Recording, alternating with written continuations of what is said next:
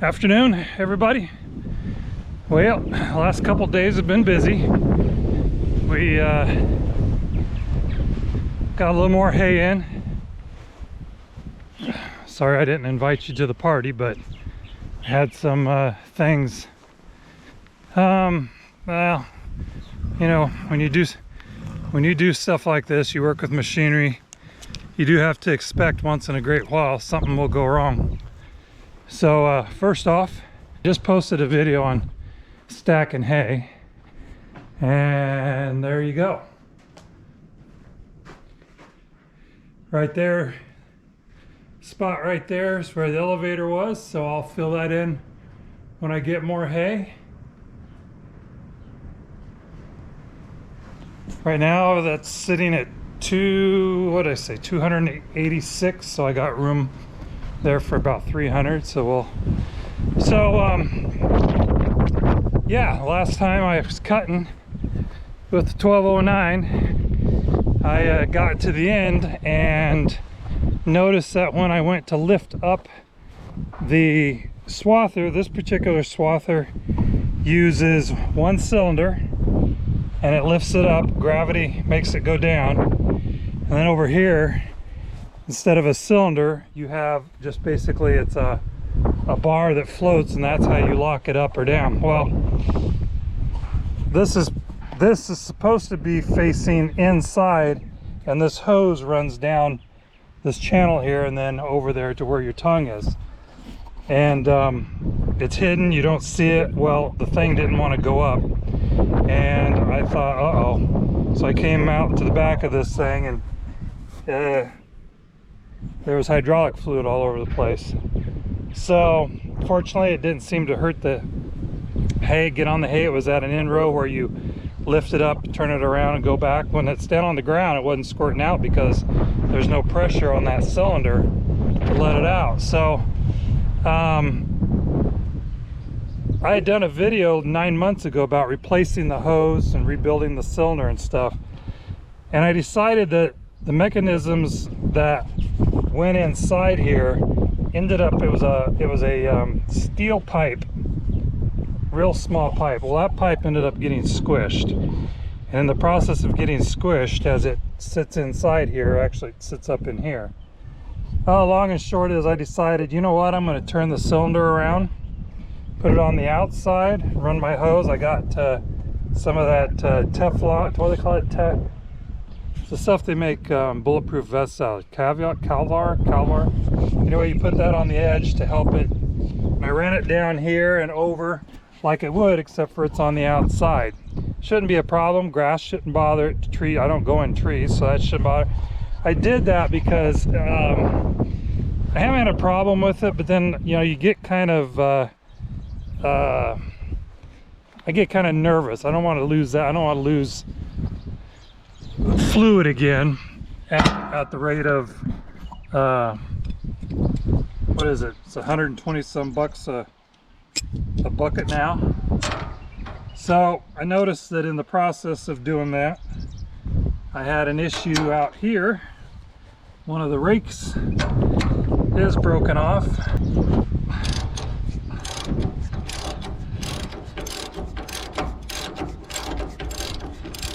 You know, one way to keep up on stuff is to, when you see it, replace it. Don't wait till you got a whole bunch of crap that you need to take care of, or builds up on you. Take care of it as you see it happen.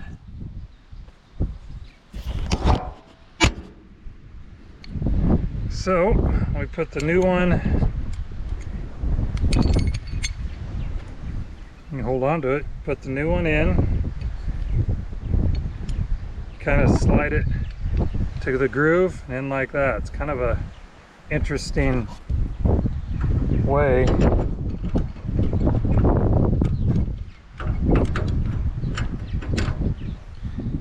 And there we have it. Put the nut back on it. I have like multi-colors. I have yellow, I have tan, I have green.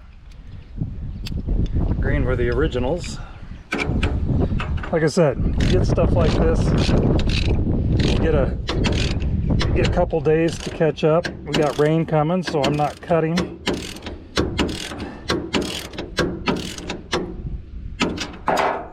So there we go. So since I'm here, we're gonna cover this thing again.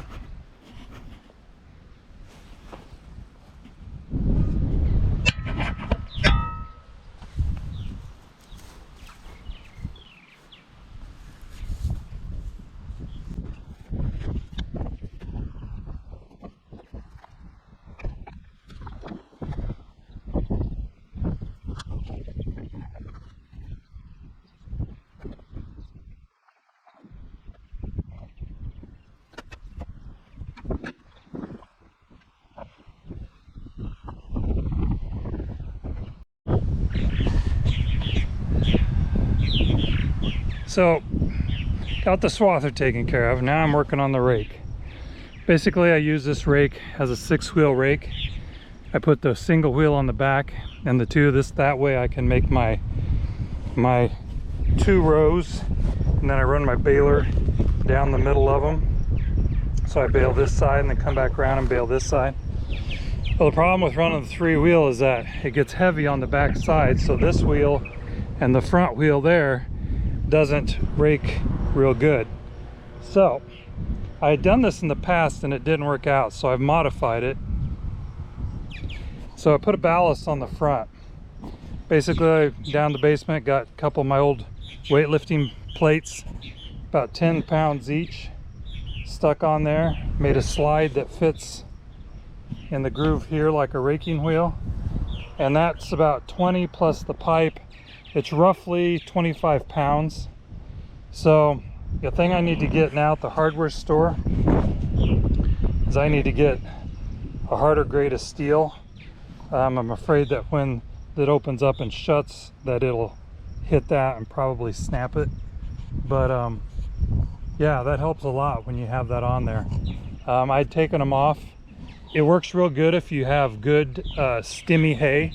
If you get into some areas where you got a little bluegrass or something that's a little finer, that's where you have the problem with the rake. This way, this will take care of all the raking that I need to do. So I think that'll work out pretty good once I get the harder bolts in there. These are really soft. So yeah, we're just kind of taking it easy, kind of catching up with stuff. I need to look at a baler wheel. I'm not sure if it's crooked or if it's just a figment of my imagination, but I'm gonna jack it up, check it out, make sure everything's okay with it. I used it yesterday as was, and I thought, I don't know, it might be totally fine. I just think it leans in towards the chain.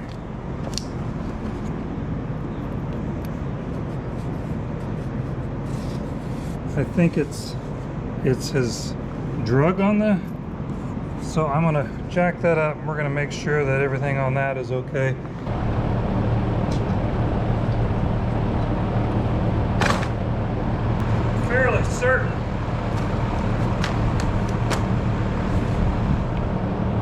Fairly certain that I did the wheel bearings on this in 2018.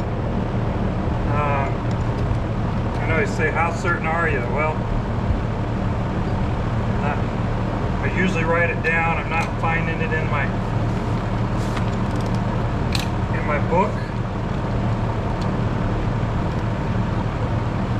but I have the other equipment wrote down, and I did them all at the same time, so that's what makes me think I did. And if this is just a figment of my imagination, then I'm glad it's a figment. But it just seems a little odd.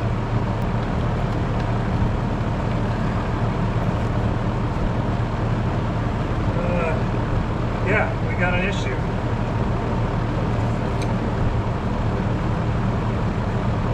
See it?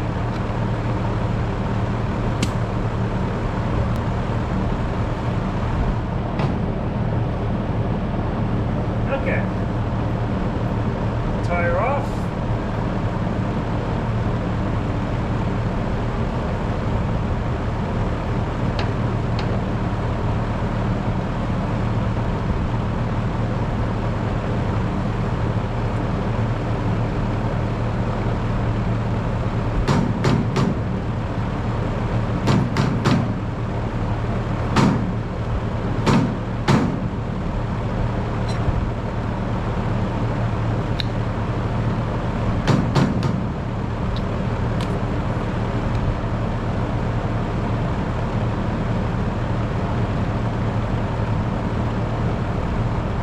Another reason why it's good to know your equipment. See that?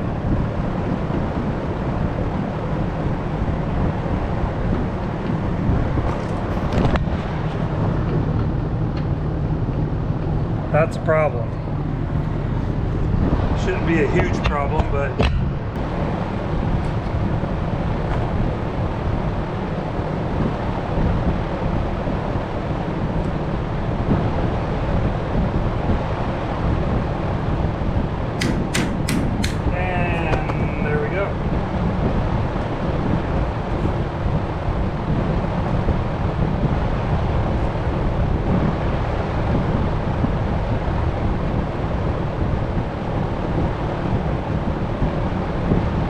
hope I haven't ruined the spline, as that would be expensive.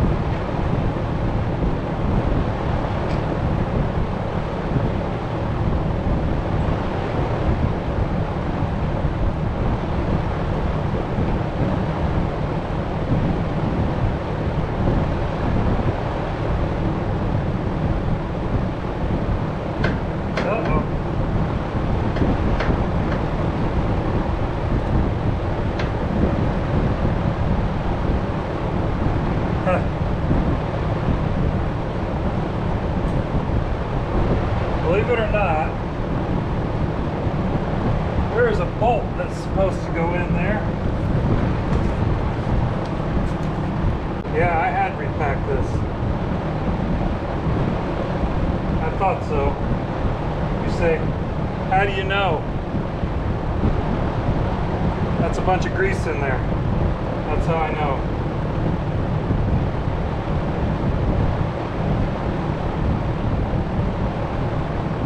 So, boys and girls,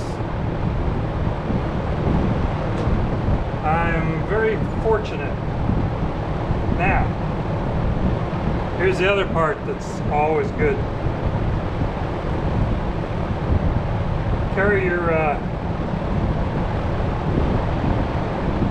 your parts manuals on your phone. Actually have it right there. It gives me the site,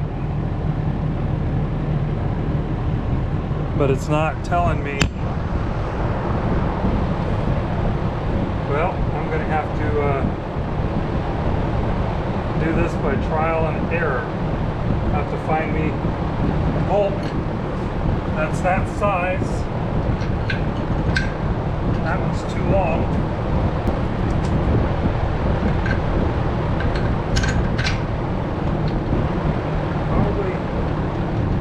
Like that. That will work. But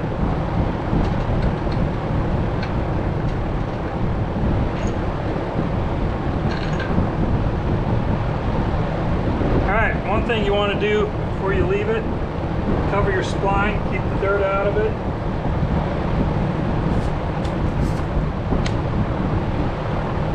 We're going to do likewise to your bearing and your hub. Get another rag. You need to measure for collar. And you say, why? Well, you don't want threads. You don't want threads on what's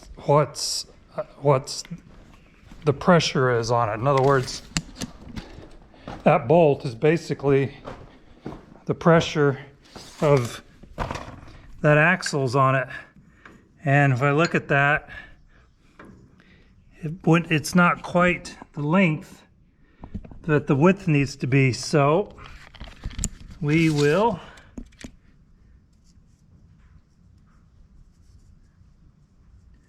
need to have at least a 2 1/4 shoulder on that. So I need to have a bolt that's 2 1/4, and then you can always cut off the excess if you don't want it. But so, all right, guys. Well, that's what you do on your days off. And the other thing is that that's what you do when you have equipment. You kind of make sure that you know it. So when you see something that just doesn't quite look quite right, you can identify it right away, fix it like I just did with that, and save yourself some problems in the future. Yeah, guys. Hey, it's just part of the whole thing. No matter what you're doing, haying or construction, or just get to know your tools. When you see something wrong with them, take notice and fix it. Don't let it go. You might just cause problems and make things worse. So, hey, that's it for today. If you like these videos, please subscribe. Please share with your mechanic. Always welcome to leave me comments or suggestions. And hey, take care now. We'll see you later. Bye.